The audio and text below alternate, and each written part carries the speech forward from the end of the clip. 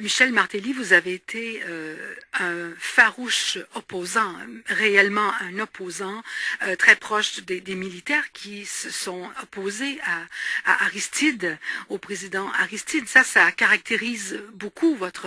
Est-ce que pour des Haïtiens en ce moment qui vous choisissent ou qui ne vous choisissent pas, ce qui s'est passé par rapport à Aristide, ça joue beaucoup? Bien sûr, ils ont compris qu'on a Parce mal. qu'il y en a qui le soutiennent aussi, ça Il y en continue, a, même s'il est en exil, ça continue.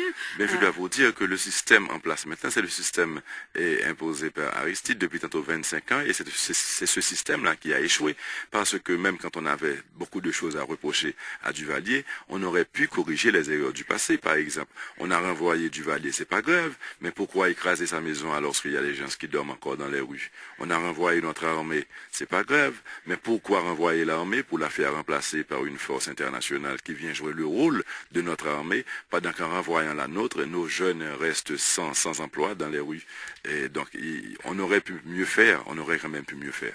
les élections, certains pensent qu'elles ne devraient même pas être tenues maintenant, tellement l'argent est nécessaire ailleurs. En effet, Il y a des gens, on n'a même pas encore identifié tous les gens qui sont morts. Il y a des gens qui n'ont plus leurs papiers. c'est vrai. Ça va monopoliser beaucoup d'attention, beaucoup d'énergie, et encore là, beaucoup d'argent.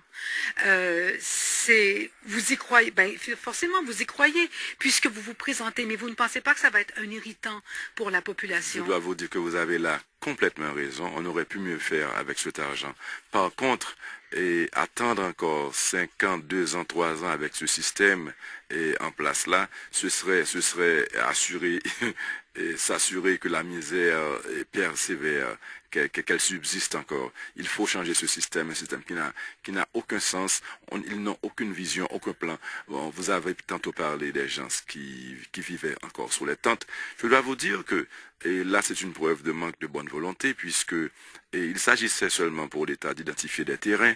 Et à travers ma fondation seulement, j'ai une organisation qui m'a offert 30 000 maisons. Et ça fait tantôt 8 mois, pour ne pas dire 1 an, 2 ans, bien avant le tremblement de terre.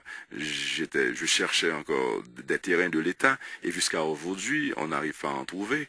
Ça veut dire qu'il y a un manque de bonne volonté de la part de l'État. Et récemment encore, ils ont identifié un terrain qu'ils ont livré à la population sans faire un tracé, sans laisser un espace pour un parc, sans laisser un espace pour un marché ou pour une clinique. Mais ce pays qu'on dit ingouvernable, vous, Michel Martelly, vous allez savoir le gouverner. Il faut d'abord être ferme, il faut aimer Haïti, il faut avoir prouvé par le passé qu'on a toujours eu son cœur en Haïti, il faut avoir la confiance de la population, et pour avoir été un musicien avec un tempérament particulier, puisqu'il y a eu cette Oui. camaraderie. Oh, je parle pas à cet homme-là du tout aujourd'hui. En Vous effet, l'avez en quoi? effet. Enfermé dans le garde-robe? Mais par contre, la relation qu'on a créée entre nous et la population, elle est unique. Et parallèlement, bon, ça c'est à travers la musique, mais parallèlement, j'ai quand même fait 17 ans dans le social, à travers ma fondation, la Fondation Rose et Ouais. Blanc. Et chaque fois qu'il y a eu des inondations ou encore des cyclones, on a toujours été là. Ça a toujours été mon groupe qui a pris le devant pour organiser des télétons, des marathons. Donc, le peuple haïtien sait exactement où se trouve mon cœur.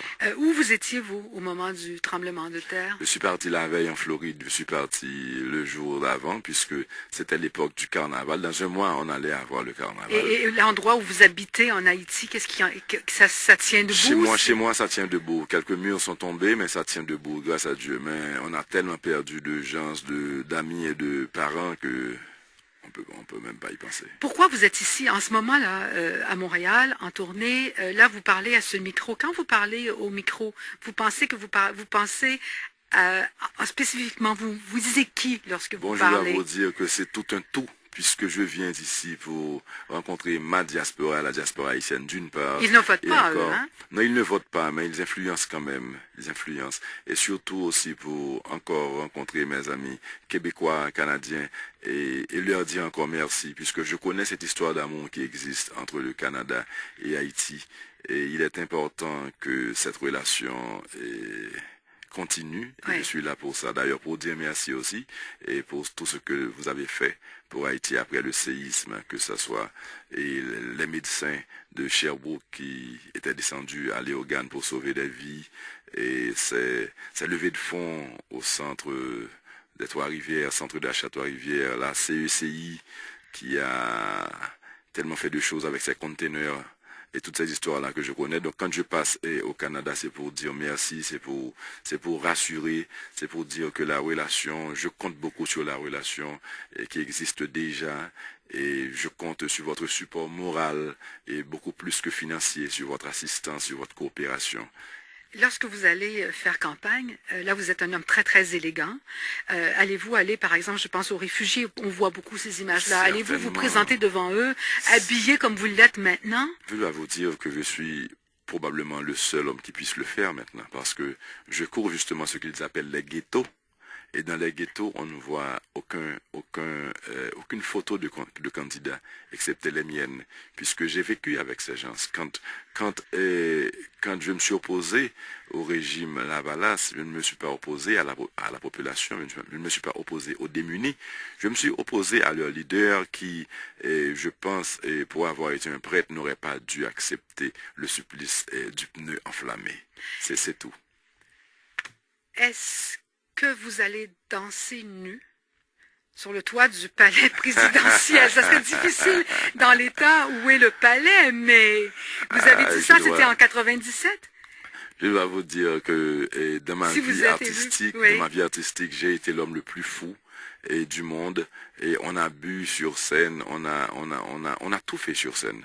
Mais là encore, très provoquant, là, vous avez des propos sur les femmes, la nudité, la vulgarité, costumé, les sous-vêtements, je veux dire. Un peu de tout, oui. Un peu de tout. Mais encore, c'est ce qui me donne le droit aujourd'hui de m'instituer en leader, puisque là encore, ça prouve que quand je décide de faire quelque chose, on ne m'arrête pas. Mais la promesse de Sweet Mickey, là, vous n'allez pas la tenir? Non, je ne la tiendrai pas.